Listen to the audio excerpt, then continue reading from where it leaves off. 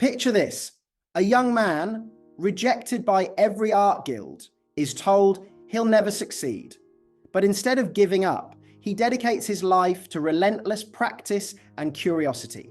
Years later, his name is Leonardo da Vinci. Or think about a scientist who couldn't afford proper equipment but spent endless nights in the lab anyway. That's Marie Curie. What do these stories have in common? They followed a path, a formula that's detailed in Mastery by Robert Greene. And today, we're going to unlock that formula together. What if the key to greatness isn't something you're born with, but something you're born to find? In Chapter 1 of Mastery, Robert Greene shows us that every master begins their journey by discovering what he calls their life's task. This isn't about chasing trends or doing what's practical. It's about uncovering the thing you are uniquely meant to do. So how do you find it? Let's break it down. The foundation of mastery. Robert Greene begins by explaining that every person has a unique calling, a life's task. This is the work that aligns with your deepest interests and natural inclinations. It's the reason why Da Vinci was captivated by the mechanics of nature, why Mozart was drawn to music from a young age, and why Elon Musk couldn't stop dreaming about the future of humanity. The life's task isn't just a career, it's a mission that taps into your core identity. But the challenge lies in discovering it. Reconnect with your childhood obsessions. Greene suggests that one way to uncover your life's task is by revisiting the passions you had as a child. When we're young, we're unburdened by societal expectations and more in tune with our natural instincts. For example, Albert Einstein didn't start as a scientific genius. He was a curious child who loved puzzles and wondered about the nature of light. That early curiosity became the seed for his groundbreaking discoveries. Think back to what you loved doing as a kid. Drawing, building, exploring. Often these early interests hold clues to your true calling. The danger of conformity society often pressures us to follow a conventional path. Choose a stable job, fit in, follow the rules.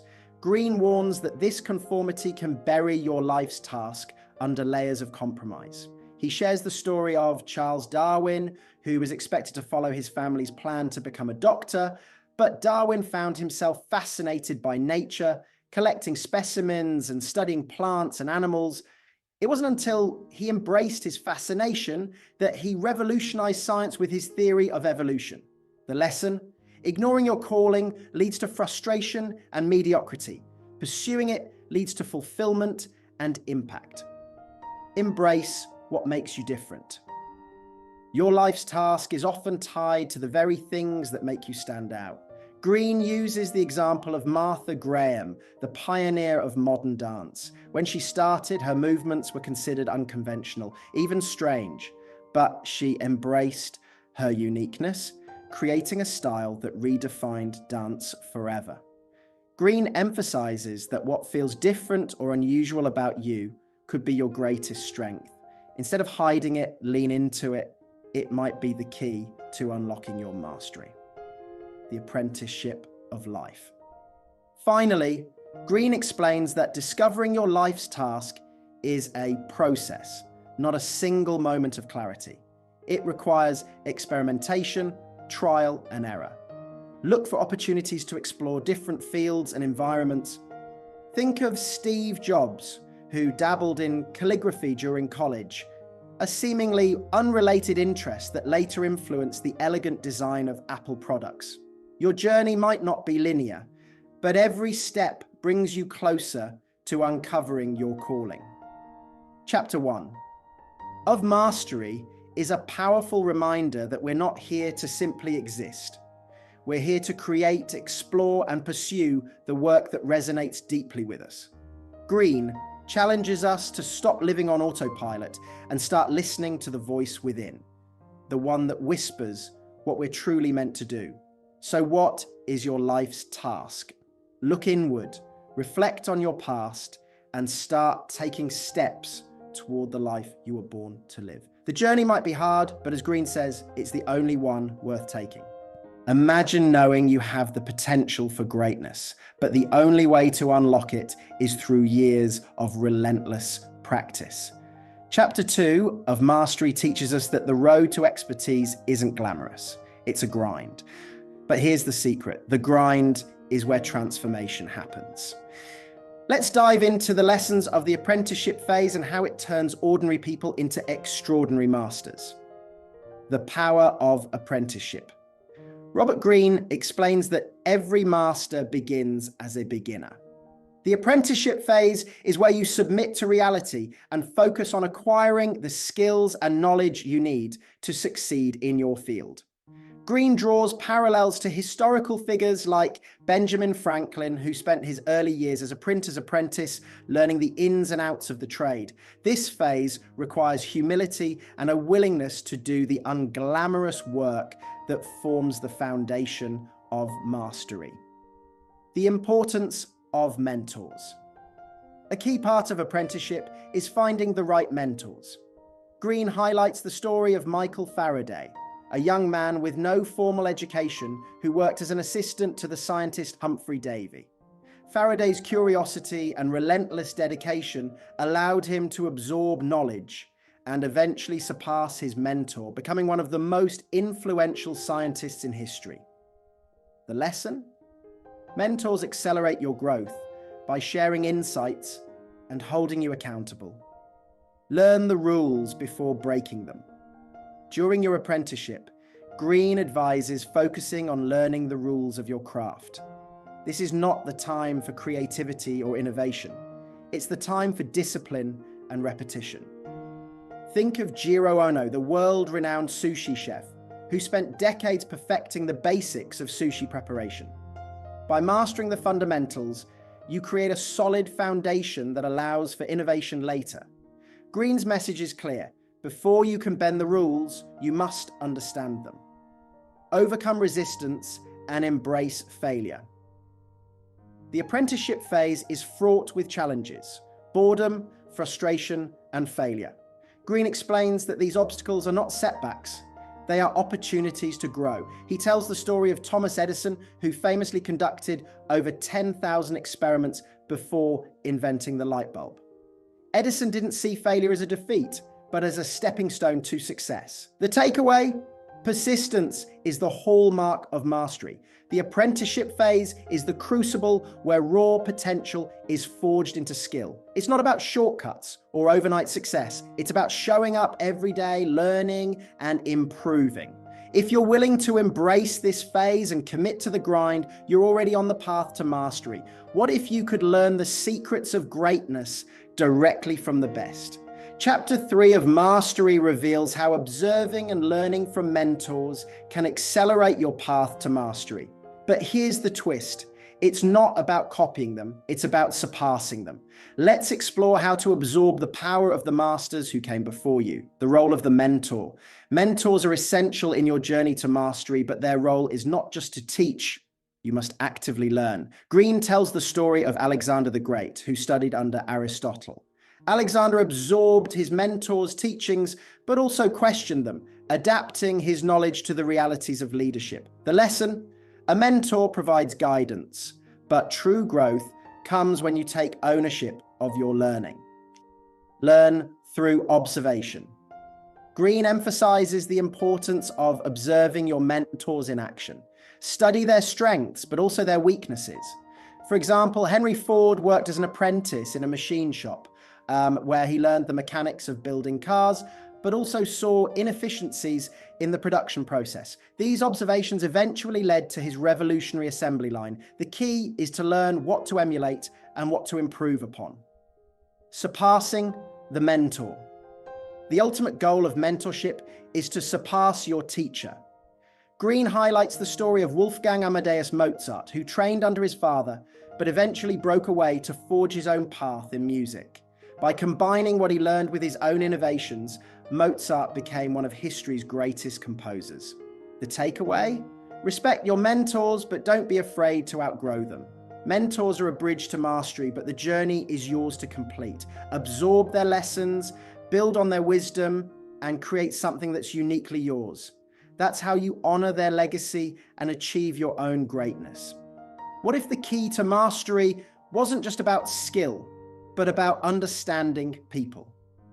Chapter 4 of Mastery reveals that social intelligence, your ability to navigate relationships and read people, is just as important as technical expertise. Let's break down how this hidden skill can set you apart and accelerate your journey to mastery. The hidden dimension of mastery, Greene explains that no master works in isolation. Social intelligence is the ability to understand and navigate the emotions, motives, and behaviors of others. It's what allows you to form alliances, avoid unnecessary conflicts, and gain the trust of those around you. He shares the example of Franklin D. Roosevelt, whose ability to read and influence people made him one of America's most effective leaders. The art of observation. One of the most powerful tools of social intelligence is observation. Greene advises paying attention to nonverbal cues, body language, and tone of voice to understand what people truly mean. Think of entrepreneurs like Richard Branson, who attribute much of their success to their ability to listen and empathize. This skill allows you to anticipate needs, resolve conflicts, and create lasting connections. Avoiding toxic relationships. Not everyone you encounter will support your journey. Greene warns about the dangers of toxic individuals who can derail your progress. He advises learning to identify manipulative or envious behavior early and creating boundaries to protect yourself. Surround yourself with people who challenge and inspire you, not those who hold you back. Building a support system. Social intelligence is also about creating a network of allies. Greene highlights the importance of collaboration, pointing to the example of Thomas Edison, who built a team of skilled collaborators to help him bring his inventions to life. The message is clear.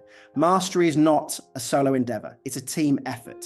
Mastery is as much about people as it is about skills. By developing social intelligence, you not only enhance your ability to work with others, but also position yourself as a leader. Understanding people is a superpower that can transform your journey to mastery and make your impact even greater. What if the final piece of mastery wasn't just about hard work, but about unlocking your creativity? Chapter 5 of Mastery is where everything changes. This is the phase where the rules you've learned are no longer restrictions. They become tools for innovation.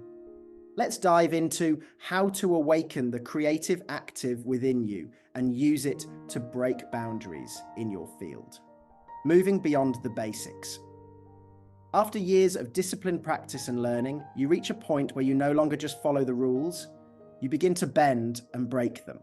Greene calls this the creative active phase, where mastery turns into innovation. Think of Pablo Picasso, who first mastered classical painting techniques before inventing cubism. By deeply understanding the rules, he was able to revolutionize art. The key takeaway? Creativity isn't random. It's built on a foundation of expertise. The importance of experimentation. Greene emphasizes that creativity requires risk and experimentation. He shares the story of Albert Einstein, who developed his groundbreaking theories not through rigid formulas, but by imagining himself riding on a beam of light. This kind of imaginative thinking is only possible when you combine deep knowledge with a willingness to explore the unknown. To awaken your creativity, you must step outside your comfort zone and challenge conventional thinking. Find the hidden connections. Masters are able to see connections that others miss. Greene uses the example of Steve Jobs, who fused his interest in calligraphy, design, and technology to create products that were not only functional, but beautiful. This ability to synthesize ideas from different domains is what sets true innovators apart. To develop this skill, Greene advises exposing yourself to diverse experiences and fields of knowledge. The flow state.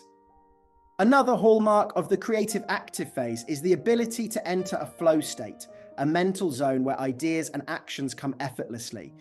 Greene explains that this state is achieved through years of practice and intense focus. Athletes, artists, and scientists all describe this feeling of being in the zone, where time seems to disappear and creativity flows naturally. The message? Mastery unlocks this powerful state, but only if you push beyond your limits. The creative active phase is where mastery becomes artistry. It's where your hard work pays off and you begin to create something truly original. Greene challenges us to think big, take risks, and trust in our ability to innovate. After all, this is the phase where you stop following and start leading.